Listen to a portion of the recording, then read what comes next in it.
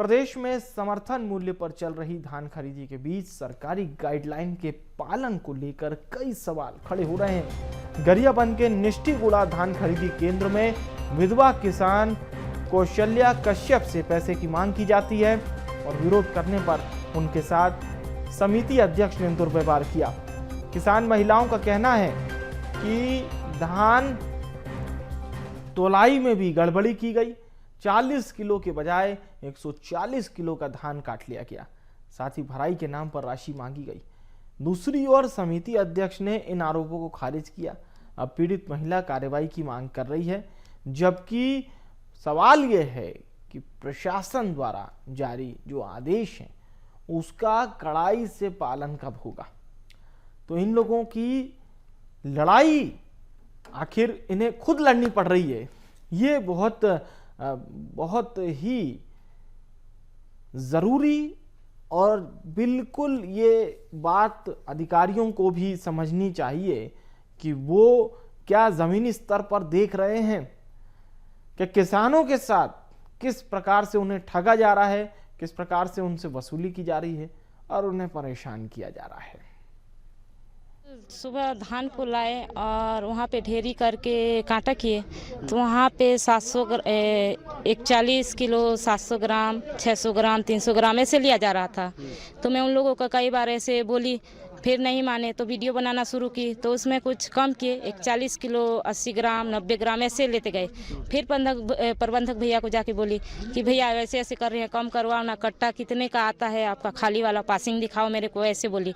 तो वो बोले कि कम कर दो बोल के, तो कुछ कम किए लेकिन 140 से कम नहीं हुआ। जैसे कि सब बोलते हैं नियम को कि 40 किलो 700 ग्राम ऐसे लेना है, लेकिन इन लोग नहीं लिए। फिर वो सब हो गया और उधर से फिर आए इधर फिंगर क्या क्या लेने के लिए, मेरे ससुर के साथ आई, इधर ले भी चुके थे। तो मेरे को हमारे लोग कोई पैसे नहीं मांगे और मैं चल दी घर को। तो फिर बाद में मेरे को घर में बार बार फ़ोन कर रहे हैं और पैसा मांग रहे हैं। नहीं, गलत बात है। मैं उस समय में नहीं था, मैं कुछ काम में देखो ऑफिस काम में गया था। तब आए तो हिमालय लोग बोले कि इस प्रकार का बात है। तो उसी समय में इन महिला का फ़ोन आया था तो मेरे को बात करा दे बोला। मैं कुछ नहीं बोला हूँ उसको, रूबता ऐसी कुछ नहीं है। आरोप लगा रही है बेफजूल की, और शायद हो सके तो उसका ससुर होगा या कुछ भी होगा महिला का, उसी का धान उस डोकरा को लेकर के आई थी। मैं उस दिन सोमवार को भी देखा था, पानी बारिश के कारण में किसी कारण पर धान खरीदी नहीं हुआ, सभी किसान लोगों का गया था। महिला बोली थी कि मैं धान को मंडी प्रांगण में रख देती हूँ बोल करके, मगर मैंने कहा नहीं, किसी का धान रख नहीं सकते हम, जिम्मेदारी हो सके तो और भी बारिश हो सकता है। और इस खबर पर हमारे सहयोगी मनमोहन नेताम फोन लाइन पर जुड़ रहे हैं। मनमोहन, समिति अध्यक्ष तो इस बात को खारिज कर रहे हैं, पर यह महिला कह रही है कि दुर्व्यवहार किया गया है, तोलाई में गड़बड़ी की गई है, पैसे मांगे गए हैं।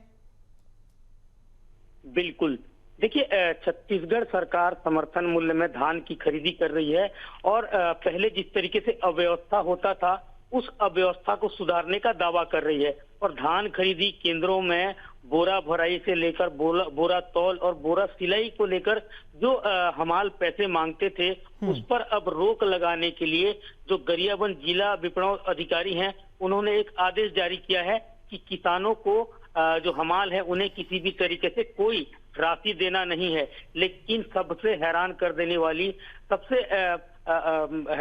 वाली यह जो मामला है यह गरियाबंद जिले के धान खरीदी केंद्र निष्ठीगुड़ा में देखी गई है, जहां पर जो विधवा महिला है, जो किसान महिला है, उसके साथ उसके धान तौल में भी 41 किलो लिया गया है, जबकि नियमतः वहां पर 40 किलो का तौल होना है। तो वहीं दूसरी तरफ हम बात करें तो हमालों के द्वारा और समिति प्रबंधन के अध्यक्ष के द्वारा भी धान तोलाई और भराई के नाम से राशि की मांग की गई। जब महिला ने राशि देने से मना किया तो उसके साथ अभद्रता की गई और उसके साथ गाली गलौज की गई, ये महिला ने आरोप लगाया है। वहीं पूरे मामले पर जो समिति के अध्यक्ष हैं सुरेंद्र सोमवंशी ने सिरे से खारिज कर दिया है कि ऐसी कोई घटना नहीं है। जबकि हम जब धान खरीदी केंद्र पहुंचे हुए थे तो महिला चिल्ला कर यह बता रही थी कि उसे दबाव बनाया गया और पैसे की मांग की गई।